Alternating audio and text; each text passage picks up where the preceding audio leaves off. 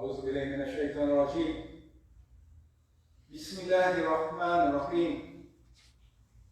الحمد لله رب العالمين الرحمن الرحيم مالك يوم الدين إياك نعبد وإياك نستعين اهدنا الصراط المستقيم صراط الذين أنعمت عليهم غير المغضوب عليهم ولا الضالين آمين.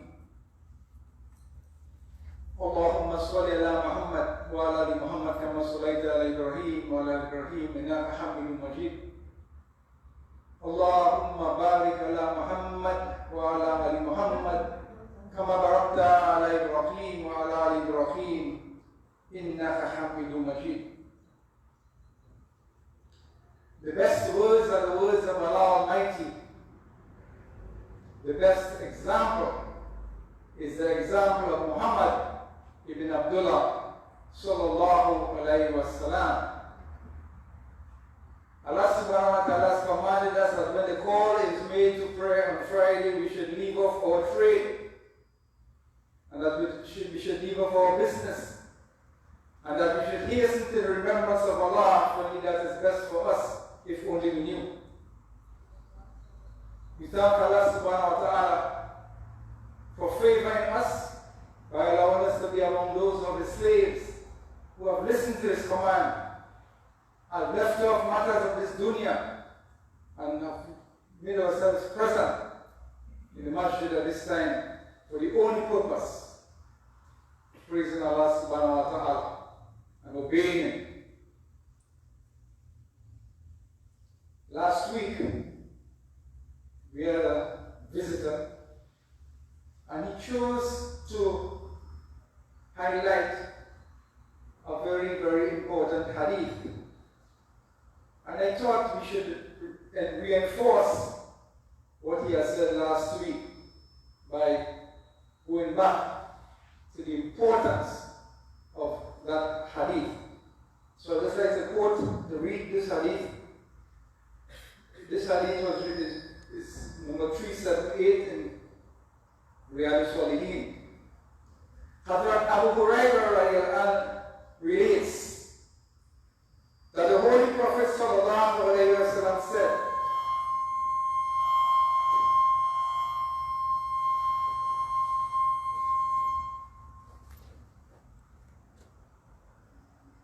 Hazrat Abu Hurairah,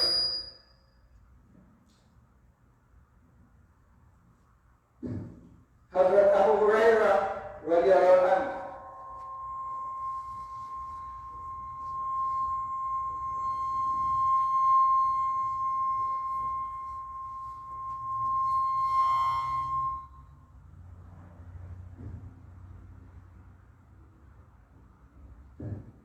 Hazrat Abu Hurairah radiyallahu anhu relates that the Holy Prophet sallallahu alayhi wa sallam said, by Allah, in whose hand is my life, you would not enter Jannah unless you have Iman, unless you believe. And you would not believe unless you love one another. May I tell you something so that you may love one another? Spread greetings and salutations, salam, between yourselves.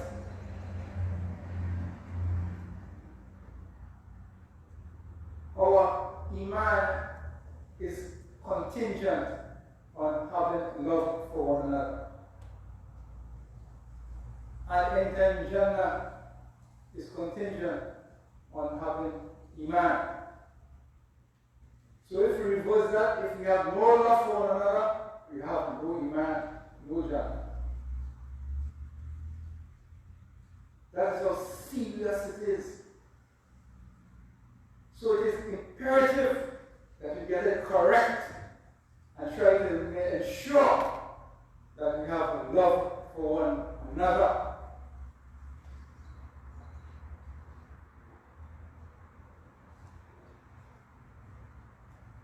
Another hadith that was reported by Hazrat Abu Hurairah radiallahu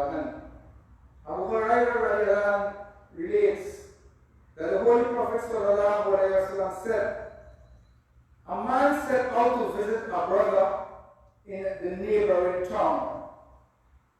Allah deputed an angel for his protection on his way. When the said man met the angel en route, the angel asked him, where are you going? He said, I want to visit my brother who lives in this town. The angel asked, are you going to take some valuable thing to him?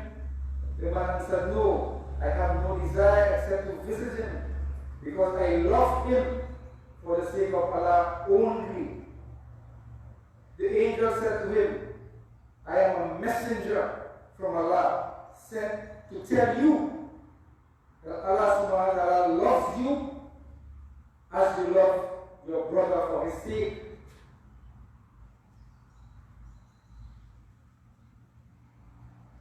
What is the difference between the community of the Prophet sallallahu alaihi wasallam and us?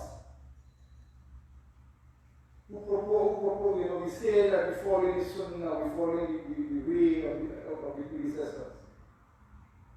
They had love for one another. And this was not in talk, this was in reality. When the Muslims were persecuted in Mecca, and they were forced to make hijrah to Medina, the Prophet ﷺ joined an Ansar, which is the locals from Medina, with a Muhajir who came in from Mecca. They then brothers joined them, and the Ansar started share the property.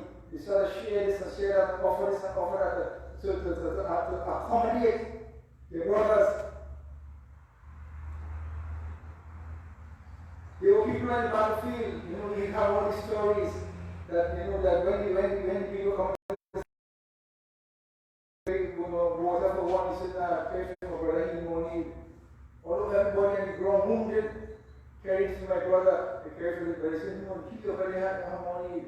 So even in the deepest difficulties, they prefer their brothers over themselves. Over the years, she observed that what has gone missing in the Jummu'ah is the love for one another. This is there for many, many years. So I just asked her, I said, you and Abu Salam only collaborated concerning the Jummu'ah last week. She said, no, we have the same heart, same mind.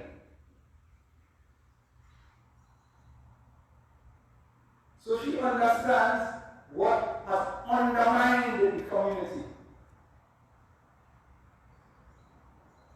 People don't love one another. People totally hate for one another. And that is the disease that is eroding the progress of our Jummu'ah.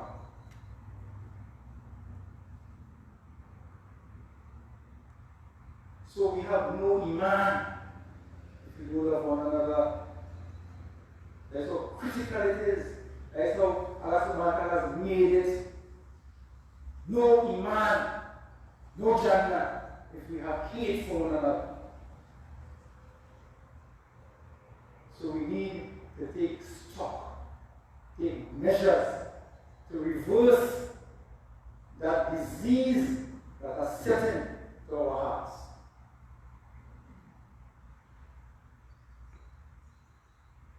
It's a disease of the heart, hate for one another.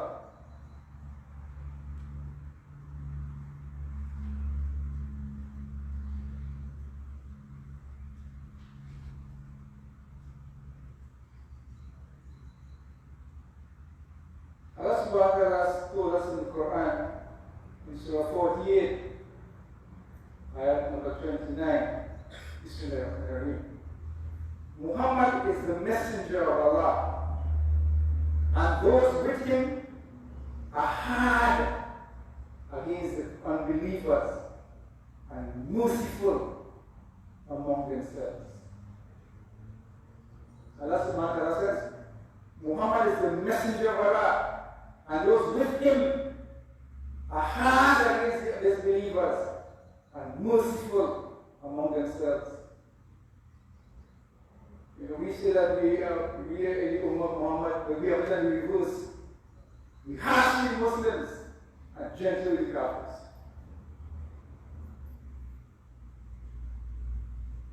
So we not, what are we doing? Muhammad is the messenger of Allah, and those with him are hard against the Kafirs and merciful among themselves. So we are then back to front. That's why we're not going anywhere fast. And nobody will help us except if we take stock of our situation and take action to reverse that disease in our hearts. And that's the only way we'll find we start to ascend and go to places where we should be.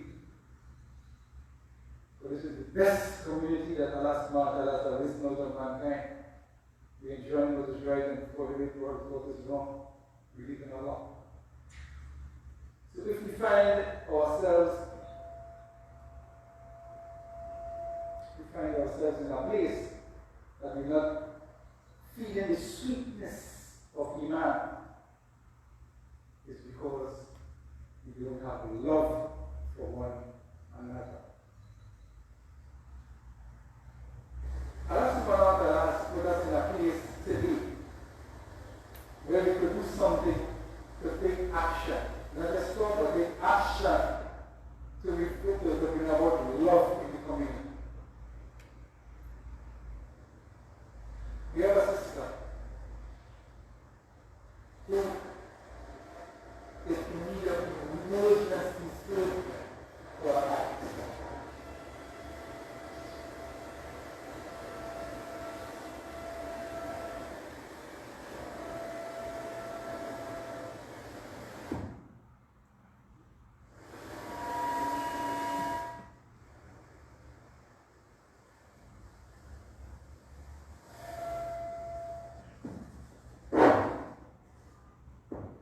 We have a sister.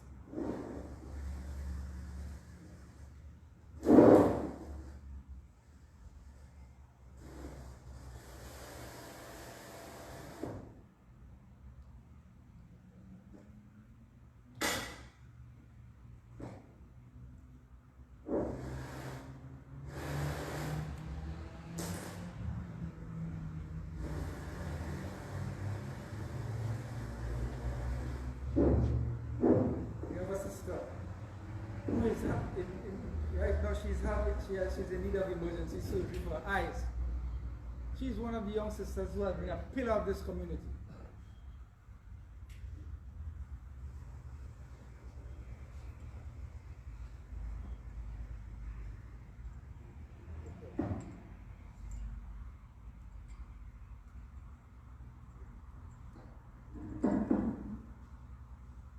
This sister is a pillar of this community. Sister Denise,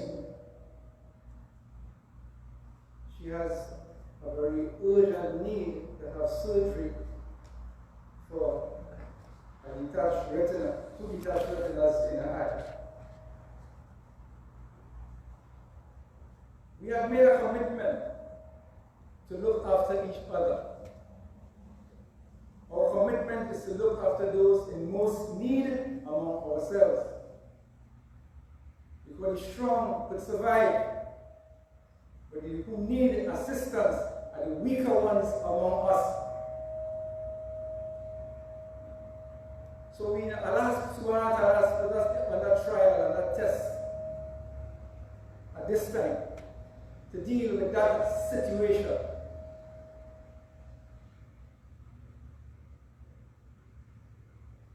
The operation of one eye was $16,500, and she said, saying that she also has $7,000 so far. We need to understand who is this family and the importance of this family that this lady, this sister belongs to. She's from Abu Sulaiman and Sister Yvonne. Their son has married her. And who don't know Brother Abu Sulaiman? He was one of the brothers who had a business place in Diego Martin. Food and grocery and a mini mart set up and so on. And that brother used to mind his community.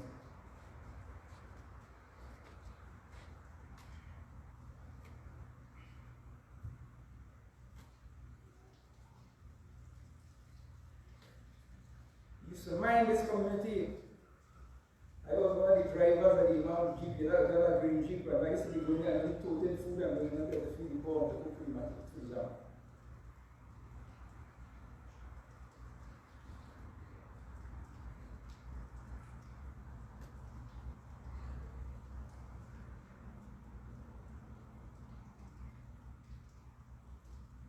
Razi Sulaiman and his wife Yvonne have passed out. They have passed on. They have died many years now. And they have left their grandchildren. This sister has 4 children. She's 34 years old. From 12 until a very young baby. And without that surgery, she could lose her vision. With 4 babies, 4 children to see about.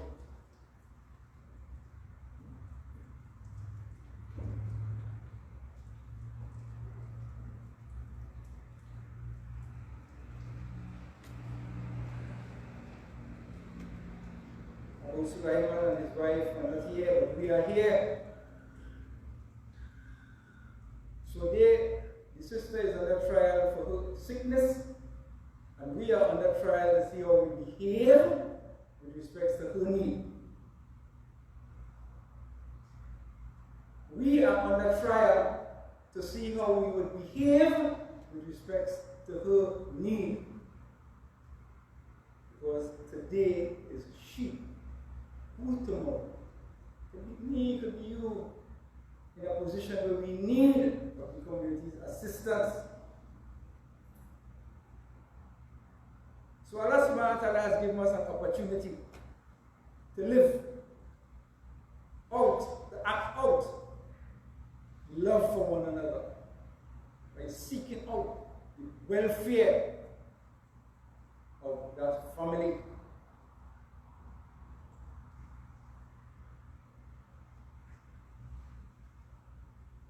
So we need to step up. The Wazirate of Welfare under Brother Abbasi has been mandated to take charge and ensure that this operation is successful. But we can't determine the success or failure, that is Allah's matter. But in terms of making sure it happens, make our best effort. Brother Abbasi, the Wazir of Welfare, has been given that response. The Wazir of Health and Wellness has been given that responsibility to ensure that we do our best in order to allow our sister to benefit, just as how Jummu'ah has benefited over the years by those children's grandparents. We need to remember the goodness that went before and try to do our part when Allah subhanahu wa ta'ala has given us that opportunity. Because that is what it is. It's an opportunity for us to do righteous action. Allah subhanahu wa ta'ala could have deprived us of the opportunity to contribute, to support. But He has given us the opportunity. So it is upon us now to act and say, Alhamdulillah, Allah has given us an opportunity to act in His service. And that is we should serve a believing sister and the family.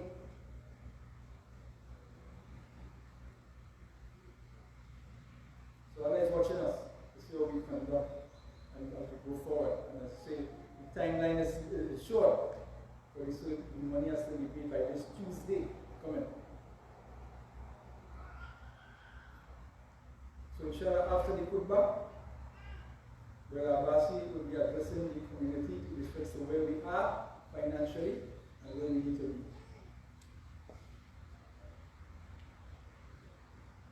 So the love is what needs to, and nobody could do it for us. We need to take measures to correct that disease in our heart.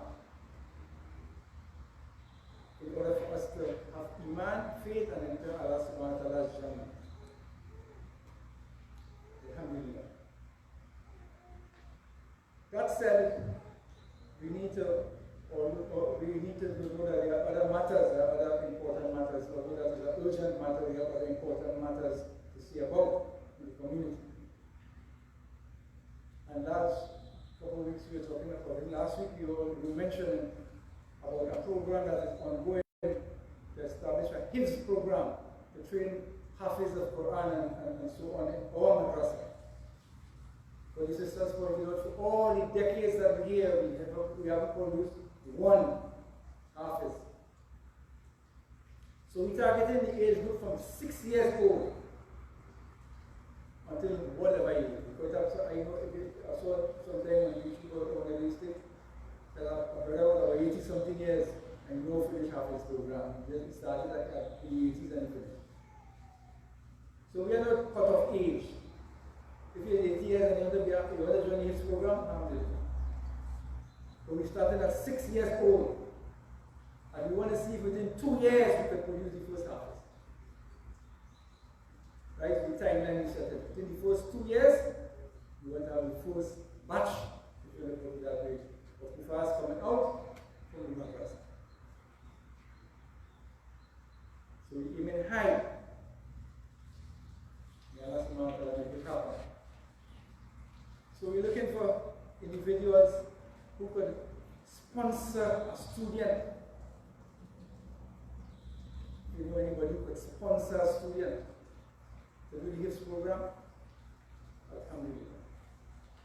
Because if that person succeeds in the qualification and he contributes, alhamdulillah, we'll be able to get benefits.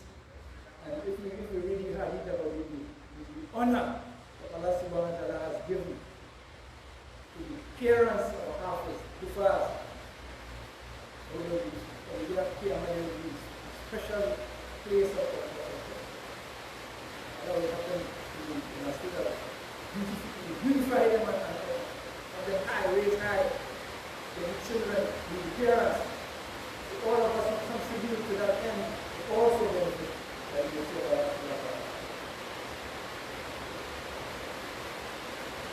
So we try to put things in place to bring the community to another level of development. As we go forward, education is one of the things that we need to pay heavy emphasis on in the Imam. Education. So our school, madrasa, has to bring the pastor as a vehicle to bring the community to the top. All it needs is proper management and proper direction. And we have the resources to do it. This is the people. Not about money. There's one shape. He has 40-some years with several children around the north in Senegal. And 40 of the children are for 40 of his children are in the Quran. And some of these people, this is humble structures that they have teaching their children Quran. They for a 6 years old, 7 years old, 8 years old, you work Quran. And you say that you work like ordinary. That is the reality of those people's face. So we need to benefit from that model. To do things that will call us to gain similar quality of life, style or Islam.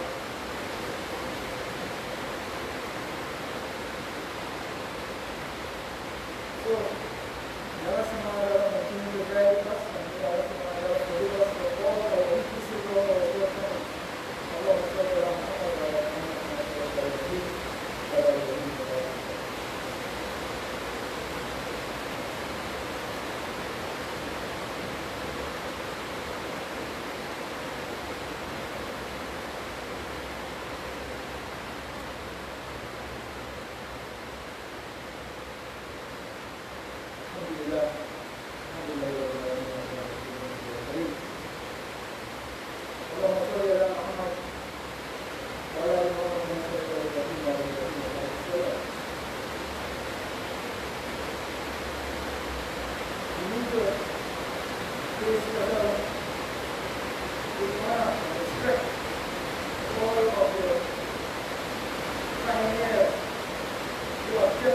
still going over there.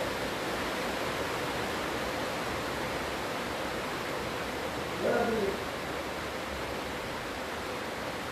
people who made one of the most serious sacrifices that you guys could do for the last about.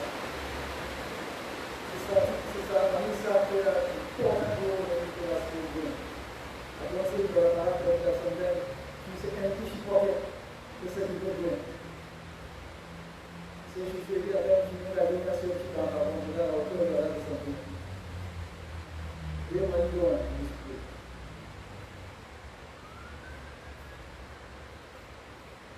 So we need to respect that and allow their sacrifices not to go in vain. It is our time now to run our leg in the relay. So that is what it is. Pass the baton and move forward. So we are in a position to run our leg. Let us ensure that we run a strong leg so that we pass the baton to children, youth. And they also will say that I will run a strong leg and continue carrying the baton forward to raise the banner of the deen of Islam.